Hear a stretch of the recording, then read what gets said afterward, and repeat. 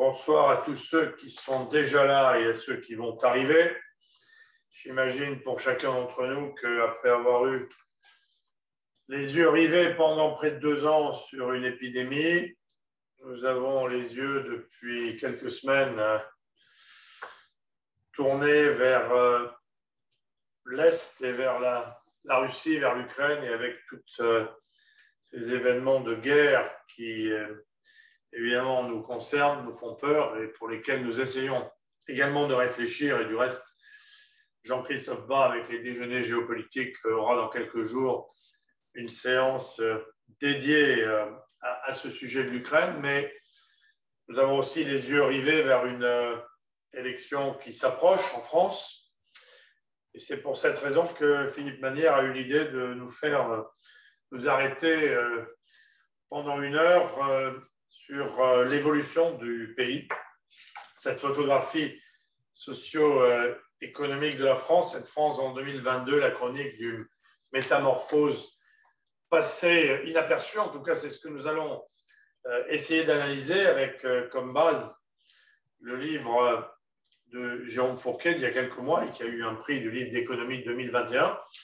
La France sous nos yeux, parce qu'effectivement, sa transformation économique, sociale, politique, sa transformation structurelle entre ses activités, sa population. Tout ceci, après avoir beaucoup parlé des 30 glorieuses, nous venons peut-être, comme vous l'écrivez, avoir laissé passer les 50 suivantes, ou en tout cas la transformation de ces 50 années. Et comme vous l'écrivez, la France s'est brutalement bouleversée, elle s'est brutalement modifiée, transformée.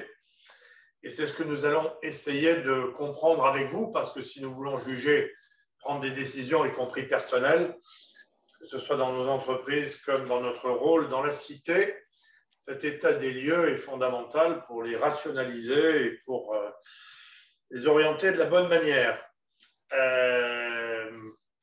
Philippe Manière, bien sûr, va animer cette discussion. Charles Robinet-Dufaux, qui nous a rejoints, nous permet avec Ener de les organiser. Différents membres d'Aspen actifs aussi. Et donc, Philippe, je te cède la parole pour ce dialogue avec Jérôme Fourquet. Et je vous écoute avec attention.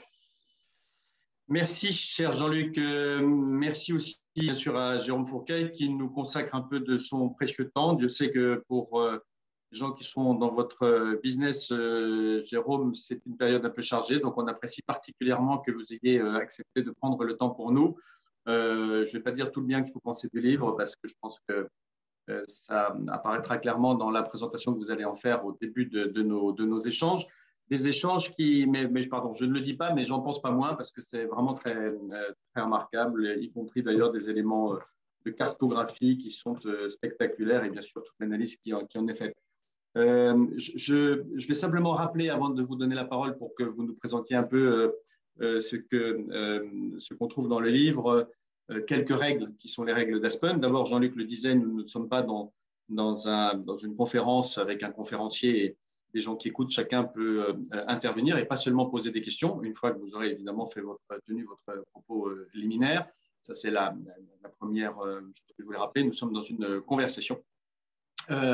Et puis, deuxième chose que je tiens à rappeler, c'est que nous opérons selon les fameuses règles de Chatham House. Autrement dit, on peut utiliser naturellement tout ce qui est dit dans nos échanges, mais ne pas imputer à qui que ce soit tel ou tel propos. Enfin, dernier point, nous sommes relativement nombreux, donc pour vous exprimer quand le moment sera venu de l'échange, vous pouvez bien sûr me faire un petit coucou à l'écran, mais je ne suis pas sûr de le voir. Donc, le plus commode, c'est d'utiliser le petit instrument qui vous permet de lever la main ou de me mettre un petit mot dans la boîte de dialogue que vous ouvrez en cliquant sur discussion en bas de l'écran. Vous avez une boîte de dialogue qui s'affiche à droite et vous indiquez que vous voulez poser une question. Idéalement, vous me dites sur quel sujet, de telle manière qu'on puisse avoir bien sûr le respect de l'ordre chronologique des manifestations d'intérêt, mais peut-être aussi un peu de cohérence thématique. Voilà, j'en ai fini avec les propos liminaires. Je tiens moi aussi à m'associer bien sûr à Jean-Luc dans les remerciements que tu as adressés, Jean-Luc, à Charles Robinet-Dufaux et à Ener, qui nous permet d'avoir ce format tous les 15 jours à peu près. Donc, le soutien que nous apporte Ener est très apprécié. Jérôme, si vous voulez bien, je vous donne la parole. Merci beaucoup, Philippe. Bonjour à toutes et bonjour à tous. Merci beaucoup pour votre invitation. Je suis heureux de pouvoir venir échanger et discuter avec vous sur des sujets qui nous passionnent. Et donc, dans le délai imparti, je vais essayer de résumer de manière un peu synthétique les principaux aspects, les principales thèses que, avec mon co-auteur Jean-Laurent Casseling, nous avons défendues dans ce livre La France sous nos yeux. Le propos était double et l'ambition était double. Il s'agissait d'une part, comme ça a été rappelé, de faire un mouvement de retour arrière sur les 40 dernières années, donc en gros du milieu des années 80 à nos jours, sur une période que nous avons appelée, nous, dans ce livre, la grande métamorphose, au cours de laquelle la France s'est énormément transformée.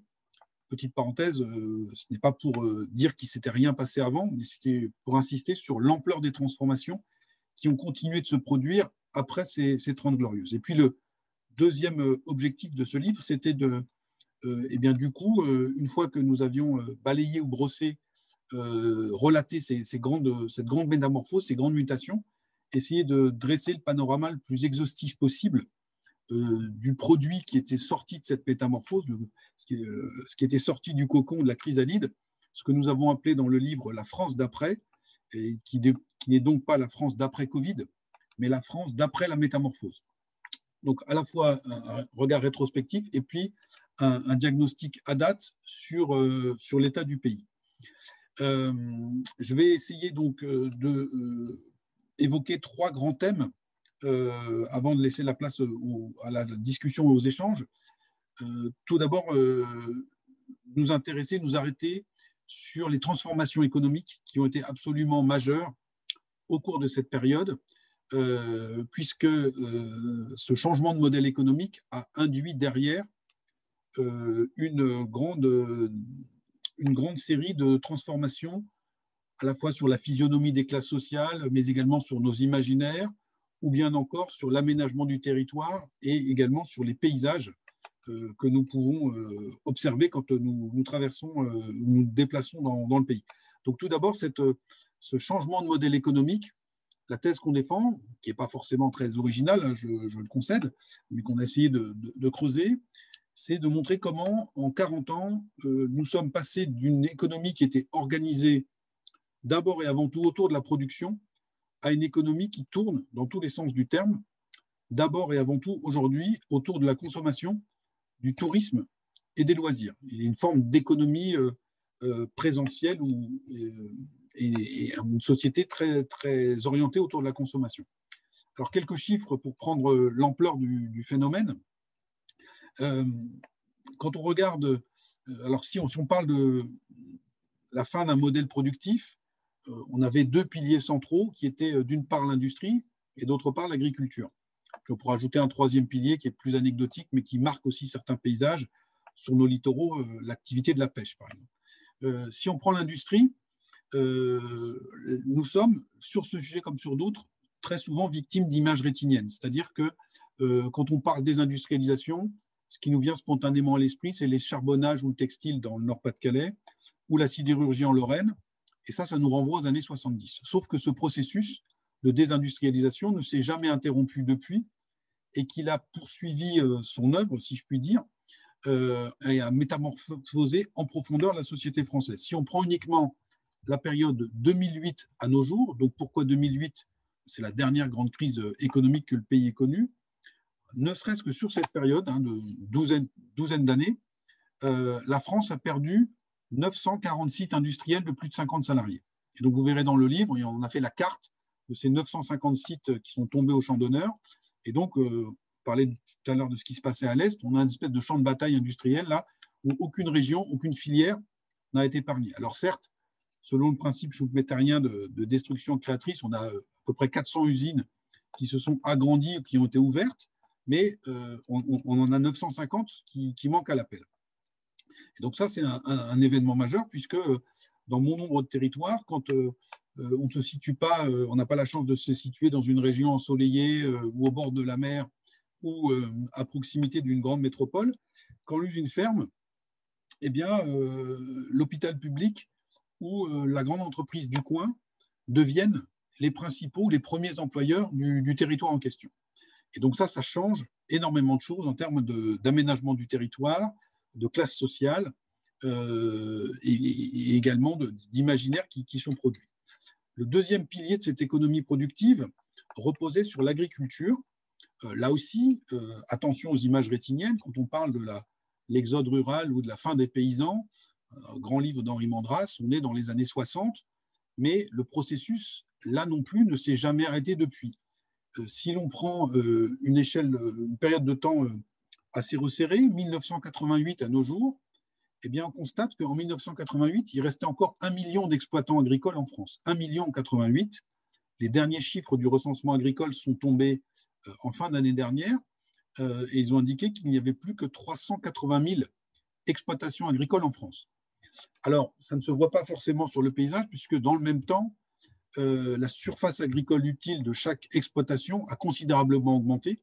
C'est-à-dire que quand des agriculteurs partent à la retraite, souvent le voisin les rachète et les exploitations augmentent de taille. Et donc, la surface agricole utile du pays est restée globalement identique sur cette période, mais cette période a vu 2/3 de l'effectif agricole disparaître. Alors, la plupart du temps, comme je l'ai indiqué, pour des raisons de départ ou des modalités de départ à la retraite. Mais c'est quelque part le plus grand plan social que la France ait connu au cours des 3 dernières décennies. Alors, il a été très silencieux, on ne l'a pas vu, mais là aussi, les choses se sont énormément transformées. Parallèlement à cette mise à l'arrêt de la production, je rappelle, l'industrie, c'est 1/4 du PIB français. Au début des années 80, on est royalement à 11% ou 12% aujourd'hui. Les autres pays européens ont aussi connu une désindustrialisation. Alors, on se compare tout le temps à l'Allemagne, donc là, il n'y a pas photo. Les Allemands ont beaucoup mieux résisté que nous, mais quand on se compare aux Britanniques, aux Espagnols, aux Italiens, on fait le constat cruel que, ramené à leur PIB respectif, l'industrie pèse plus lourd chez eux que chez nous. Donc, partout, ce phénomène s'est opéré, mais ça a été plus violent chez nous. L'agriculture, on partait de plus haut, et encore une fois, la baisse des effectifs était massive. Alors, l'économie française n'est pas restée inerte, et elle a pivoté, elle s'est transformée en mettant en son cœur d'autres activités, notamment la consommation, mais également, je l'ai indiqué tout à l'heure, les loisirs, le tourisme. Alors, pour ce qui est de la consommation, les années 80-90 sont, si vous voulez, l'âge d'or de la grande distribution en France, puisque quand on parle de grande consommation, le secteur un peu emblématique de tout ça, c'est la grande distrie. Et la grande distribution, là aussi, n'est pas née dans les années 80. On se souvient de l'épopée des Leclerc, ça commence dans les années... La famille Leclerc, c'est les années 50. Le premier hypermarché, parce que le concept est français, l'hypermarché. Le premier hypermarché, c'est en région parisienne en 1963, sauf que le déploiement actif et le maillage du territoire par ce secteur économique s'est opéré dans les années 80-90. On a pris dans le livre l'exemple d'Intermarché, parce qu'on ne voulait pas prendre le leader, on voulait prendre un acteur qui est à peu près de milieu de tableau. Intermarché en 1980, c'est 310 magasins. Ils en ont plus de 1800 aujourd'hui. Donc, ils en ont construit 1500 en 40 ans. Pendant la décennie la plus active du déploiement, période 80-90, ils sortent de terre en moyenne la bagatelle de 2 magasins par semaine, pendant 10 ans de rang. Donc, on voit l'expansion phénoménale du secteur de la grande distribution.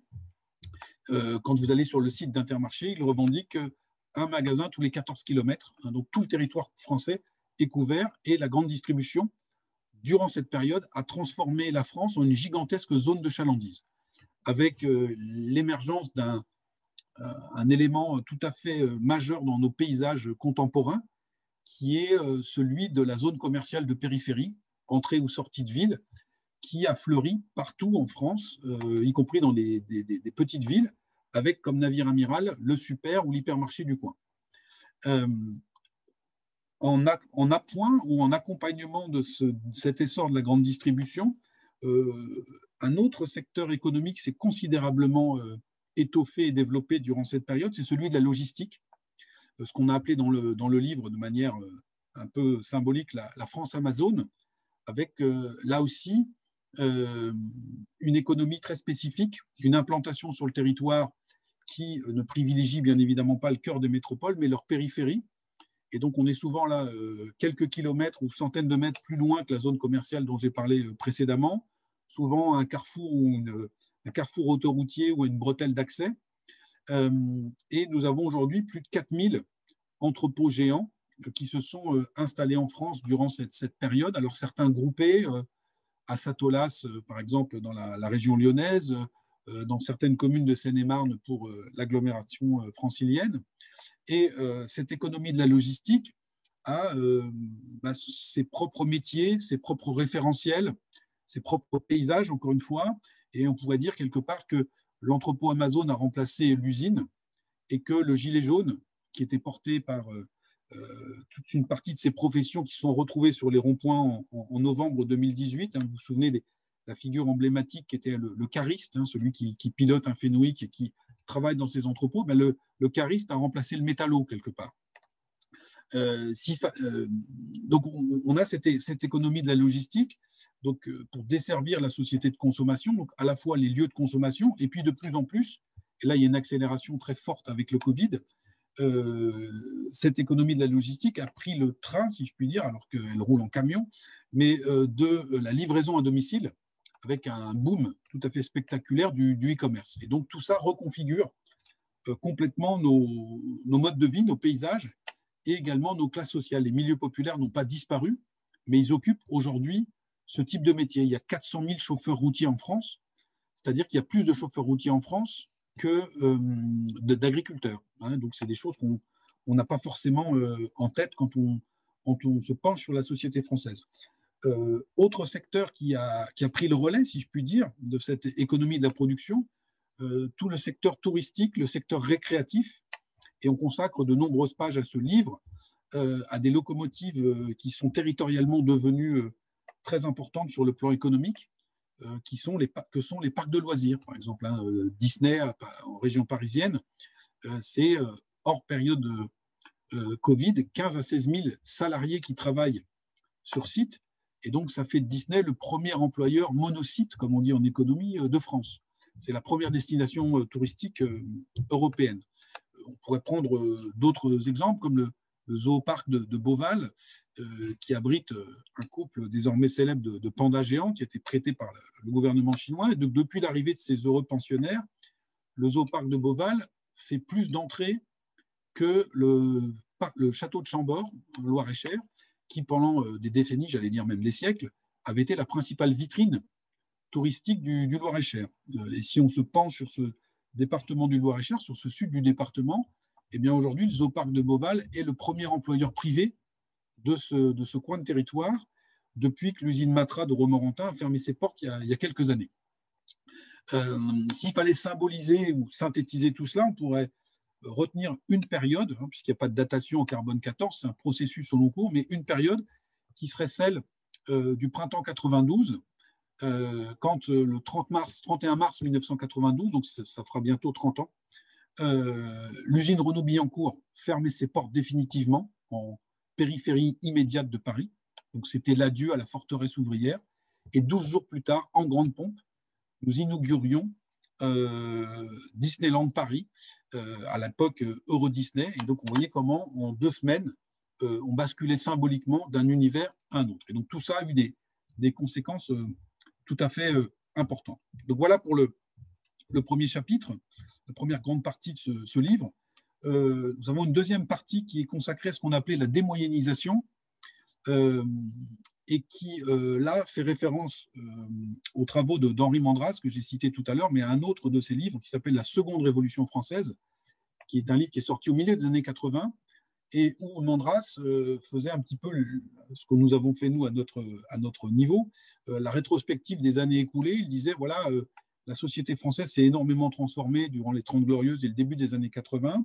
Et s'il fallait retenir un mouvement global, ce serait celui de la moyennisation, c'est-à-dire convergence des modes de vie, une certaine harmonisation des conditions de vie, et ce qu'il appelait, lui, la moyennisation, avec, pour ceux qui s'en souviennent, une image qui restait célèbre, Mandras comparant la société française à une toupie.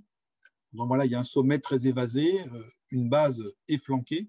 Donc le sommet, c'est l'élite, la base est flanquée, des populations les plus modestes, et puis un gros ventre rebondi qui abrite, dans la terminologie de Mandras, une constellation centrale, donc les classes moyennes, et la constellation populaire qui, dans les 30 Glorieuses, s'est arrimée progressivement à cette classe centrale pour former ce gros ventre rebondi de la toupie. Nous, en analysant les données, c'est une volonté aussi dans ce livre, en prenant comme terrain d'investigation les modes de vie, la consommation de nos concitoyens, nous arrivons à un constat qui est assez sensiblement différent, même qui est opposé. Et donc, on ne s'oppose pas à Mandras, qui lui écrivait au début des années 80, mais notre propos consiste à dire que nous sommes rentrés dans un cycle de démoyennisation, ce qui ne veut pas dire qu'on ait une disparition de la classe moyenne, mais cette classe moyenne, cette vaste classe moyenne française, est soumise à des forces centrifuges, à la fois par le haut, alors c'est ce qu'on appelle la premiumisation dans l'univers du marketing, mais également par le bas, c'est le désarrimage de toute une partie du bas de la classe moyenne, et puis par le côté, avec d'autres modes de consommation et portés par des publics plus ou moins jeunes et plus ou moins éduqués, qui veulent faire un pas de côté vis-à-vis de la société de consommation. Si je résume ça très vite pour essayer de tenir dans le délai imparti, on pourrait reprendre encore une fois l'univers de la consommation et plus également de la grande distribution pour éclairer ce phénomène. La premiumisation, c'est le positionnement de Monoprix qui aujourd'hui se concentre et vise les clientèles aisées des grandes métropoles, le cœur des grandes métropoles. Et on rappelle que Monoprix a fusionné avec Prise Unique. Et donc, si vous vous souvenez, pour les très nombreux jeunes de la salle, ce qui était Prise Unique il y a 30 ans, ce n'est pas exactement le Monoprix gourmet. Donc là, il y a une montée en gamme très clairement pour s'adresser à une très haute classe moyenne qui s'est autonomisée.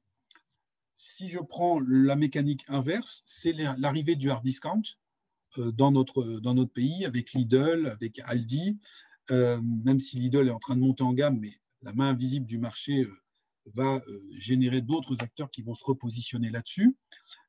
C'est les marques distributeurs, ce sont les solderies, les déstockeurs, les foire-fouilles, les Jiffy, etc., etc. Donc qui permettent à une bas de classe moyenne en voie de déclassement de se maintenir dans le jeu de la consommation. Et puis, sur le côté, on aurait cette démoyennisation éthique, entre guillemets, et là je vais très vite.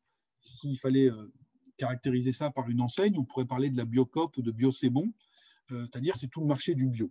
Et donc on comprend dans ce climat-là que, encore une fois, un concept qui a été inventé en France et qui était parfaitement acclimaté à la société française des années 70, qui était l'hypermarché, est aujourd'hui en difficulté.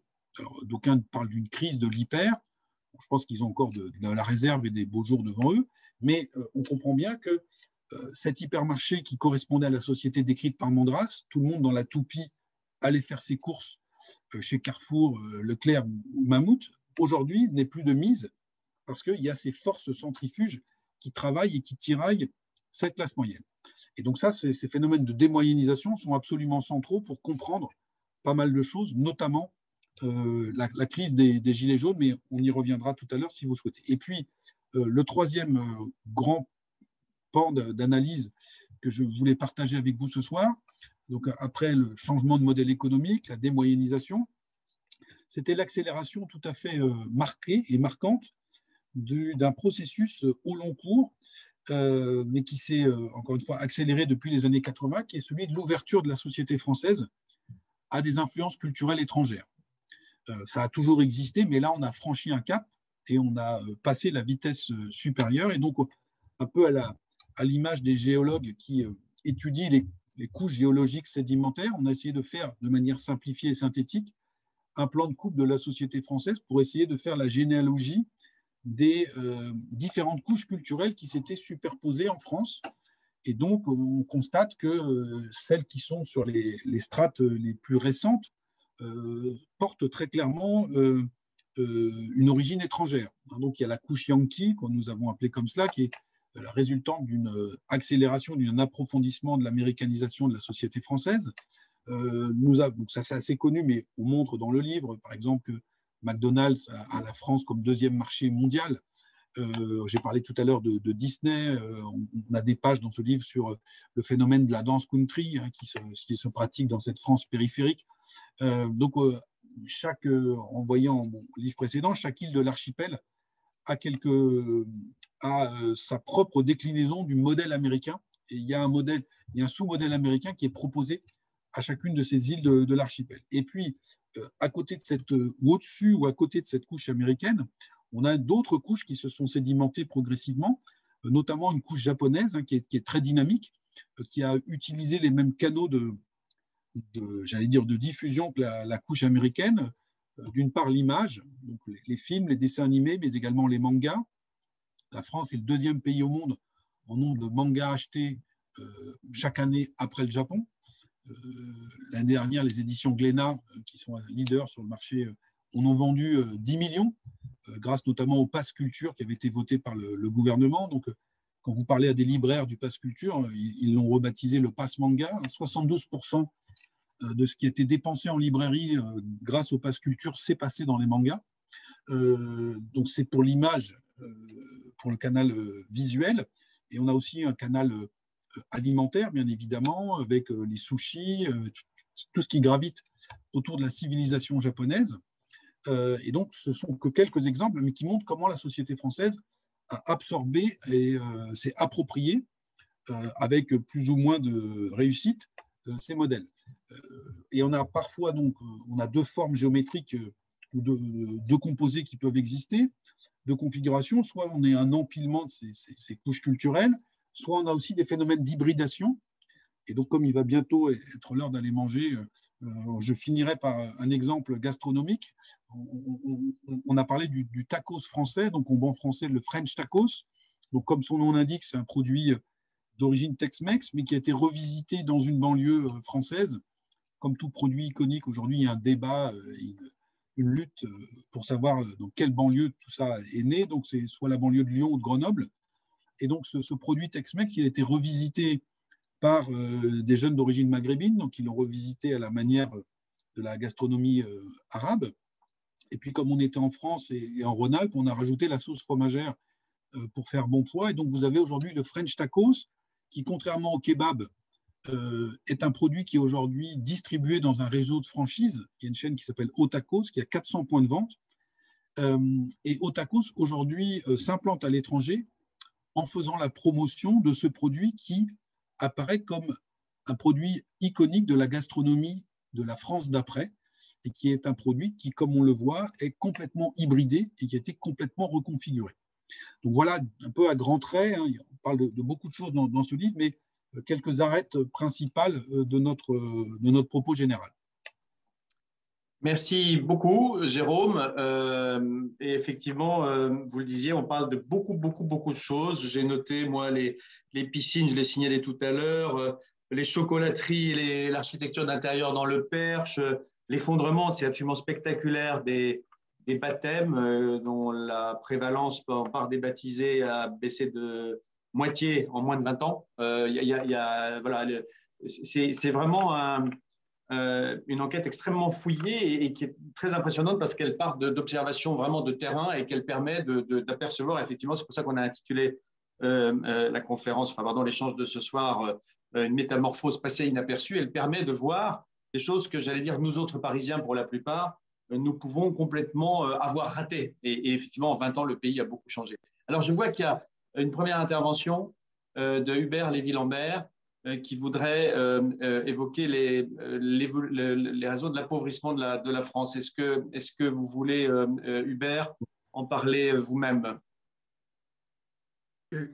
Oui, merci pour cet exposé de la situation de la France que vous avez observé finement, mais ça n'explique absolument pas l'appauvrissement de notre pays. Vous parlez d'exode rural, mais comme vous avez dit que parallèlement, la production agricole n'a pas diminué, ça veut dire que la productivité agricole a augmenté. Donc c'est très bien que des agriculteurs soient partis pour aller travailler ailleurs. En revanche, ce qu'il faudrait expliquer, mais naturellement, moi j'ai l'explication, pourquoi est-ce qu'on s'est appauvri en ayant aujourd'hui 85 milliards de déficit extérieur, c'est-à-dire nous ne sommes pas compétitifs, mais c'est parce qu'il y a une préférence pour le loisir qui se traduit, mais par un exemple que tout le monde a trouvé très bien, l'augmentation du congé de paternité dans un pays où nous avons déjà beaucoup plus de congés que tous les autres pays occidentaux. Merci de votre explication. Oui, alors, bon voilà, je suis allé assez vite. Pour moi, beaucoup de choses résident dans la partie numéro 1 de mon propos, c'est-à-dire le passage d'un modèle d'économie productive à une économie où on consomme. Et donc, à partir du moment où on produit de moins en moins et qu'on consomme de plus en plus, on a à la fois un déficit de la balance commerciale et également, puisque comme vous l'avez rappelé, on a un modèle social qui est très généreux, un endettement public qui est croissant. C'est ce que je disais tout à l'heure mais beaucoup de villes sont dans ce cas, en disant aujourd'hui l'hôpital public et la grande surface du coin sont devenus les principaux employeurs. Et donc dans beaucoup de territoires, l'économie, la vie tout court tourne à coût de dépenses publiques, c'est-à-dire c'est le salaire des fonctionnaires, les pensions de retraite et puis les aides sociales. Mais tout ça finit dans les caisses quand même de la grande distribution. Et on est donc là-dessus. Et sur les causes de notre appauvrissement, je pense que voilà, on est sur un pays qui produit de moins en moins et donc qui ne produit pas s'appauvrit. Il y a eu dans nos élites publiques et privées l'idée que dans les années 90-2000, je rappelle la fameuse formule de Tchuruk sur le groupe sans usine, l'entreprise fablesse, c'était dans la logique des choses qu'on dise adieu à l'industrie comme on avait dit adieu à l'agriculture, et que l'avenir radieux, c'était le tertiaire, la consommation, la banque et les activités de service. Et donc, on a des problèmes de compétitivité comme d'autres pays européens, mais on ne les a pas pris à bras-le-corps et on a accompagné, on a laissé filer tout cela. Et aujourd'hui, il est bien tard et la société française prend conscience à la fois de l'ampleur de la désindustrialisation et de ses conséquences. Et de ce point de vue-là, la crise Covid a un peu aidé à la prise de conscience chez certains. Quand certains se sont réveillés, qu'ils ont constaté qu'il n'y avait plus un gramme de paracétamol qui était fabriqué en France, qu'il y avait 5 sites qui étaient capables de produire des masques respiratoires. On a touché du doigt, si je puis dire, cette désindustrialisation et, de mon point de vue, l'appauvrissement qui en est la conséquence directe. Quelqu'un d'autre veut-il intervenir? Ce qui est très frappant, effectivement, c'est le glissement vers cette société de consommation. C'est un terme qu'on utilisait avant dans un autre cadre qui voulait dire autre chose, mais la France est vraiment dans cette consommation. Et pour rebondir sur ce que vous disiez, Jérôme, moi je suis très frappé de voir à quel point la production, dès qu'on passe les frontières, est visible. Vous parliez de l'Italie, de l'Espagne, mais même la Suisse, l'Allemagne évidemment. Je cite toujours ce pays qui est assez amusant, le Liechtenstein. Les gens ne se rendent pas compte qu'il y a au Liechtenstein 36% du PIB qui est en industrie et 15% en agriculture. Et les services bancaires qui font rigoler la terre entière sont très secondaires. Voilà, ce n'est pas par hasard qu'on est riche. Quelqu'un veut-il intervenir, rebondir sur ce qui vient d'être dit? Sacha. Je vois que Sacha a levé la main. Voilà. Oui, bonsoir. Oui, vous décrivez donc un modèle dans lequel il y a une production primaire, l'industrie, qui après est redistribuée dans cette société du commerce. Ça veut dire, on vous entend très mal, Sacha. La richesse sociale. Ah, alors je vais juste dégager le Wi-Fi. Oui. Voilà. Là, c'est mieux comme ça? C'est mieux, je crois, oui. Oui, vous décrivez un modèle dans lequel il y a une richesse primaire qui fait l'objet d'une redistribution et qui, à la fin, est consommée dans cette société tertiaire que vous décrivez. Ça veut dire que, structurellement, la production initiale, elle part à l'étranger. Et on la retrouve probablement dans l'ampleur de la dette publique. Mais ce Parfois, modèle-là… elle n'est pas suffisante pour couvrir nos besoins. Donc, on importe. Oui, on importe. Et donc, elle part en partie à l'étranger. Ça veut dire que ce modèle, il y a un moment où il ne fonctionne plus, parce qu'on ne crée plus assez de richesses pour assurer le financement de l'ensemble de l'économie. On n'en est pas loin. Et du coup, vous pensez, je ne sais pas, est-ce que vous avez fait une analyse économique pour estimer la durée de vie de notre système? Alors, je ne suis pas économiste de formation, je n'ai pas ces compétences, mais on n'a pas voté un budget à l'équilibre depuis 1973. Et depuis le début des années 2000, ça avait commencé avant, mais depuis le début des années 2000, où la désindustrialisation s'est accélérée, on a un deuxième voyant qui est passé au rouge, c'est celui de la balance commerciale. Et donc, on a un endettement qui est de plus en plus abyssal. Alors, on passe à travers les gouttes, puisqu'on a l'euro, puisqu'il y a eu le Covid, et donc il y a quand même l'habileté de nos dirigeants politiques successifs pour expliquer que il y avait des crises passagères et que à situation exceptionnelle, il fallait des réponses exceptionnelles. Mais on est dans tout ça. Et puis, je pense qu'on est un peu protégé, comme l'ont été, pas toutes, mais certaines grandes banques américaines en 2008, par le too big to fail.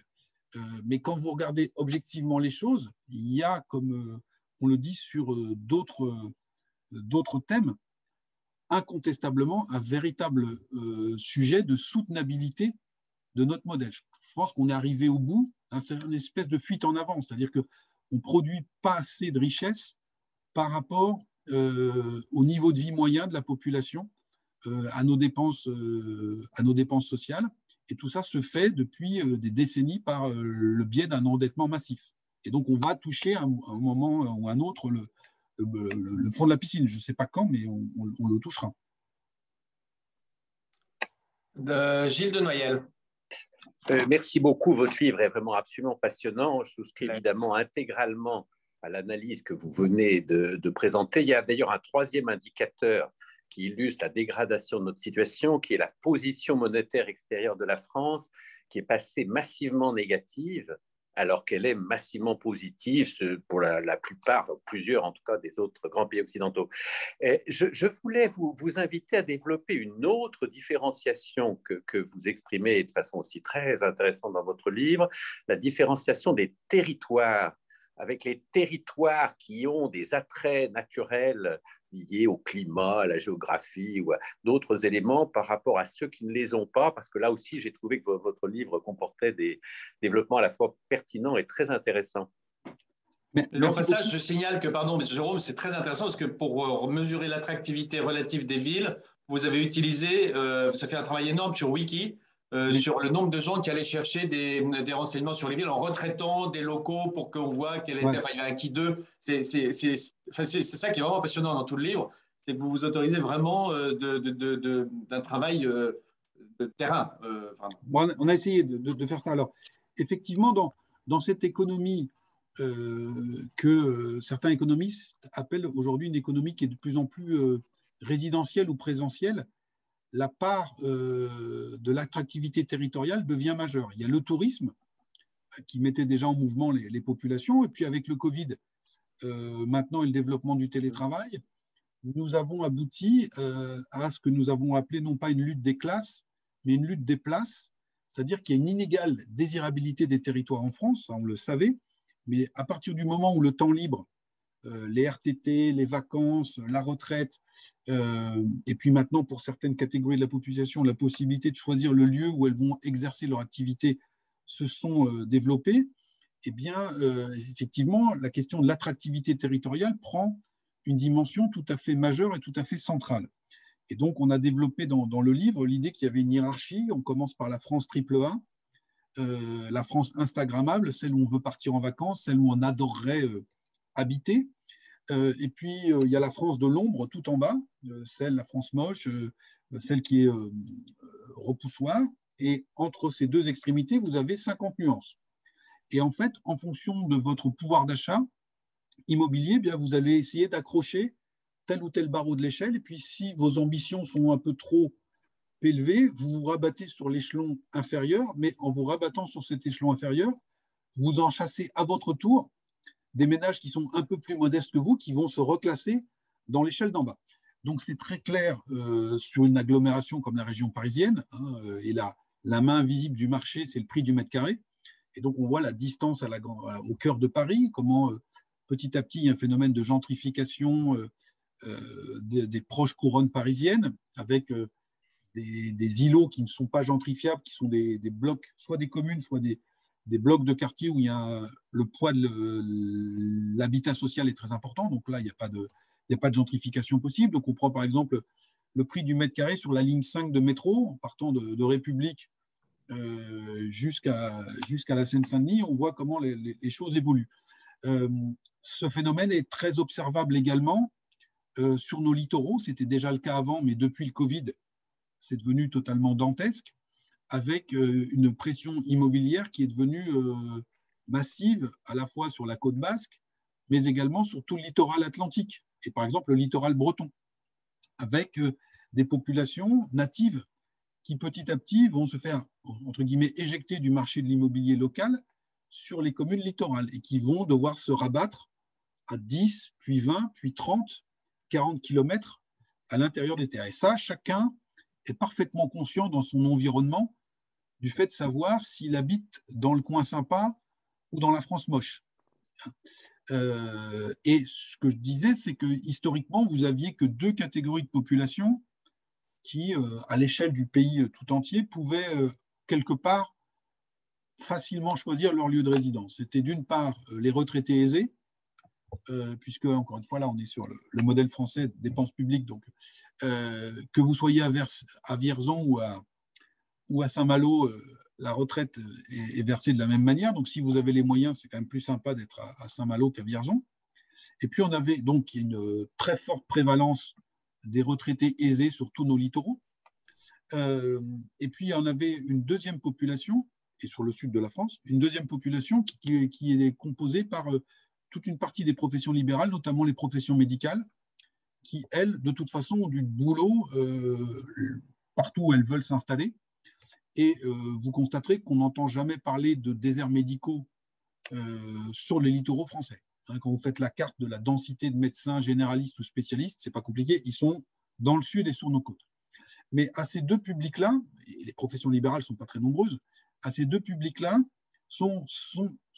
est venu s'ajouter un troisième groupe qui est en cours de constitution, qui est celui des cadres relativement gradés, qui bénéficient d'un certain niveau de salaire et qui ont des emplois télétravaillables. Et donc là, un certain nombre d'entre eux ont réalisé un fantasme très ancien, qui est celui de vivre et de travailler au pays des vacances. C'est-à-dire, ils ont été confinés à Saint-Malo, à Arcachon, à La Baule, ou dans le sud, et avec la magie du télétravail et la bienveillance de leurs employeurs respectifs, mais ça on en parlera peut-être dans quelques années quand on fera tous les comptes, ils ont vu qu'ils pouvaient finalement rester et changer de vie. Et ça s'est traduit de manière immédiate par une nouvelle hausse des prix de l'immobilier et des tensions sociales qui commencent à se faire jour sur toute une série de nos littoraux. Donc on est dans cette bataille sur l'inégale désirabilité des territoires. Vous savez que on a beaucoup, si vous prenez le métro, il y a beaucoup de campagnes de communication et d'affichage de beaucoup de villes moyennes qui vantent les charmes et les mérites de leur cœur de ville respectif pour essayer d'attirer le chaland parisien. Alors, le phénomène de l'exode urbain est une réalité.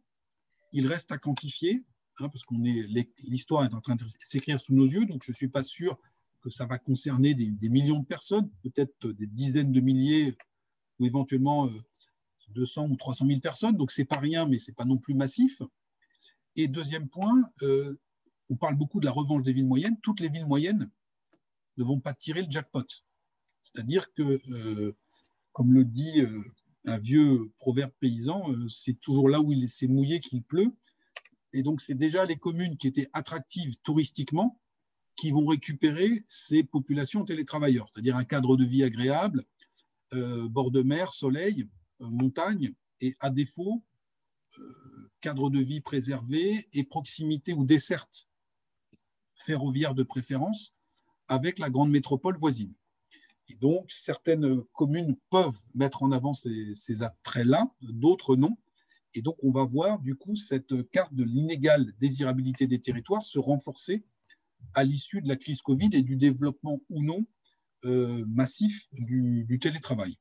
Et donc, tout ça, au passage, montre aussi le poids central qu'a pris dans nos vies et dans notre économie la question du logement, de l'immobilier, de l'aménagement du logement.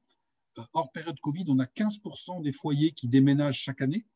15%, alors pas pour aller à l'autre bout de la France, hein, parfois c'est une séparation, l'arrivée d'un enfant, donc on va changer de quartier tout simplement, mais il y a 15% de la population qui bouge, donc il y a une espèce d'énorme mercato immobilier permanent, et tout ça occupe dans nos esprits et dans l'économie tout court du pays une place de plus en plus importante.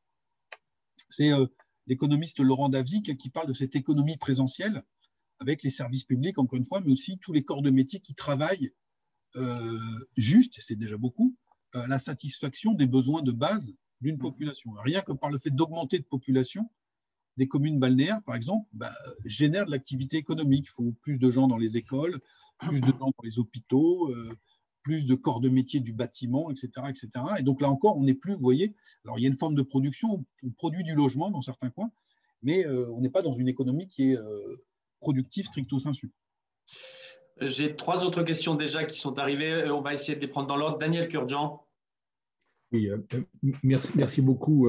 Vos constats sont extrêmement intéressants et j'allais employer une palissade. Malheureusement, ce sont des constats. C'est-à-dire qu'ils arrivent presque trop tard par rapport aux événements que l'on décrit et donc à toute la réflexion que je peux avoir et de savoir comment est-ce que l'on peut éviter que sur les 50 prochaines années, on n'ait pas à constater des dérives, peut-être pas dans les mêmes registres, mais d'autres dérives. Or, malheureusement, la France n'est pas un pays qui a beaucoup d'appétence pour la chose économique et pour la chose financière, mais on se trouve en période électorale où logiquement on devrait avoir ce type de débat. Il est vraisemblable qu'une bonne partie d'entre eux vont être escamotés eu égard aux circonstances. Ce que vous décrivez, j'ai l'impression que ça remonte un peu plus loin dans le temps, et notamment à la crise pétrolière de 1973, où à l'époque, on a eu un homme politique qui est devenu depuis président de la République et qui nous disait en France, on n'a pas de pétrole, mais on a des idées, et c'est pas parce qu'on n'a pas d'énergie, et bien, puisqu'on n'a pas d'énergie, on n'aura plus d'industrie, on va remplacer tout ça par du service. Bon. Et je me dis, mais comment est-ce que l'on a pu laisser faire de telles erreurs? On les constate évidemment a posteriori, et comment ces erreurs ont pu être amplifiées derrière par un autre mouvement qui est venu, qui est celui de la délocalisation. Non seulement on s'est privé, je dirais, de nos industries sur notre territoire, en supprimant de l'emploi, mais on s'est bercé d'illusions en pensant qu'on allait redoper notre économie en délocalisant dans des pays à faible coût. Et d'ailleurs, aujourd'hui, on a bien vu avec la pandémie et ce que l'on voit aujourd'hui avec la crise de l'Ukraine que ce n'est certainement pas des bons choix, même si c'était des bons choix financièrement à court terme. Et donc, pour moi, il y a un véritable sujet qui est la compatibilité entre des décisions qui sont prises de court terme. Le politique prend des décisions de court terme sur des mandats qui sont de plus en plus courts, alors que les phénomènes que vous décrivez sont des phénomènes de long terme. Et donc, cette inadéquation, je ne sais pas si on peut avoir, alors ce n'était pas l'objet de votre ouvrage, j'imagine, mais quelle réflexion on peut avoir pour avoir un match entre la décision politique et ses conséquences économiques. Alors peut-être faire lier les deux aspects de votre question en disant qu'il y a une bataille de l'opinion. C'est-à-dire qu'il y a des faits économiques tout à fait imparables et avérés, mais il y a également un climat d'opinion qui se travaille. Et on voit que depuis quelques années, la thématique de la réindustrialisation, à la fois pour des impératifs de souveraineté, c'était le cas au moment du Covid, pour des questions économiques et sociales, on voit ce qu'avait essayé de faire Arnaud Montebourg dans son genre, mais également aussi maintenant pour des considérations environnementales. Le bilan carbone de produits qui viennent de l'autre bout de la Terre en container est de plus en plus questionné. Et donc cette question de la relocalisation, du Made in France, mais il y a une bataille d'opinion qui est menée Et donc, vous avez raison, c'est d'habitude dans le cadre d'une campagne électorale, donc là, ça va être un peu compliqué. Mais dans cette campagne balbutiante qu'on avait vu s'engager, la question de la réindustrialisation était quand même assez partagée. Alors, ça ne fait pas tout, les économistes et puis les acteurs économiques eux-mêmes doivent ensuite prendre le relais, mais si déjà il y a un consensus partagé sur l'urgence et la priorité à accorder à ça, on aura déjà fait une partie du chemin. Alors qu'encore une fois, dans l'indifférence quasi générale, on a vu notre pays se désindustrialiser et beaucoup de gens nous disaient c'est pas grave, le sens de l'histoire est celui-là. Ça, c'est le premier point. Et le deuxième point, toujours sur un peu cette idée de bataille de l'opinion, c'est un vrai sujet, on le voit notamment en matière environnementale, c'est comment arrivons-nous à réinstiller du temps long, à la fois dans la décision, mais avant qu'on soit dans l'univers de la décision, c'est dans l'univers de la réflexion. Et donc là, c'est quelque chose qui est beaucoup plus global et qui n'est pas uniquement imputable au mandat de nos politiques. Vous voyez que dans l'univers entrepreneurial et financier, on est sur les bilans à 3 mois. Et donc je parle sous votre contrôle, mais des études ont montré par exemple que, comme par hasard, beaucoup d'entreprises ETI familiales non cotées avaient sur le long terme des perspectives, des résultats et des résultats et une performance qui étaient meilleurs que des groupes qui étaient cotés parce qu'on avait le temps pour soi, et ça c'était un vrai luxe. Mais on voit cette dictature un peu de l'urgence, de l'instantanéité, du court terme, qui envahit aussi toutes les sphères de nos vies. Je parlais de la société de consommation et je parlais de la livraison à domicile. Vous voyez qu'il y a quelqu'un qui s'appelle Jeff Bezos qui a imposé le standard, c'est J+1. J+1 et dans les grandes métropoles, livraison en 10 minutes pour les courses ou les repas. Et donc, c'est comment on remet l'idée de temps long dans nos sociétés. Donc, la question environnementale peut nous aider à ça, en disant, il y a une urgence écologique, mais il faut... vous voyez bien que toutes ces choses-là s'apprécient sur le long terme, et je pense que la question du modèle économique et de la nécessaire réindustrialisation des investissements à long terme peuvent passer par là. Vous voyez qu'on reparle d'indépendance énergétique et on parle des centrales nucléaires dont le design et la décision étaient prises par De Gaulle il y a plus de 50 ans ou 60 ans maintenant. Et donc, on redécouvre ça. Mais je suis d'accord avec vous, on vit sur des héritages et on n'a pas réamorcé de nouveaux cycles. Redouane Znaghi, rapidement si tu veux bien, Redouane, parce qu'on arrive à la fin. Merci Philippe, merci beaucoup Jérôme, c'est très clair. Moi, ma question va être rapide puisqu'elle est en lien avec la première sur l'appauvrissement et la dernière justement sur les perspectives. Est-ce que aussi la transformation sociologique et même politique du pays n'est pas en lien avec ce qui s'est passé pendant ces 40-50 dernières années et les 50 à venir? Rapidement, le politique ne fait plus rêver et donc on ne nous donne absolument aucune perspective et donc on est en plein dedans, aucun candidat, donc baisse du niveau absolument incroyable des politiques. Des philosophes qui prennent qui sont partisans pour certains, qui ne font plus réfléchir la société, mais qui prennent position. Pendant les Gilets jaunes, il y avait des sociologues qui justifiaient un certain nombre de violences, etc., etc. Est-ce que vous avez, très bon connaisseur, bien entendu, de ces sujets-là, est-ce que vous voyez aussi un lien? Jérôme? Oui, alors, je vois un lien, pas forcément directement entre les phénomènes que vous pointez, mais l'idée qu'on avait, c'était de montrer que le Big Bang électoral qu'on a connu en 2017, avec l'élection d'Emmanuel Macron, quelqu'un d'inconnu au bataillon 3 ans avant, l'effondrement du Parti socialiste, les grandes difficultés de LR, ça c'était la saison 1. On est à la veille de la saison 2 là, qui va commencer dans un mois. Tout ça n'est qu'en fait, de notre point de vue, qu'une mise en conformité tardive du paysage électoral avec la réalité profonde du pays. C'est-à-dire que pendant 2 siècles, depuis la Révolution française, on a vécu, là, c'était plutôt dans le livre précédent, L'Archipel français, que j'avais développé ça, sur l'opposition, je vais très vite, grande référence de sciences politiques, donc Camillo et Pépone, là, la France catholique et la France communiste, 2 blocs comme ça de gauche et droite.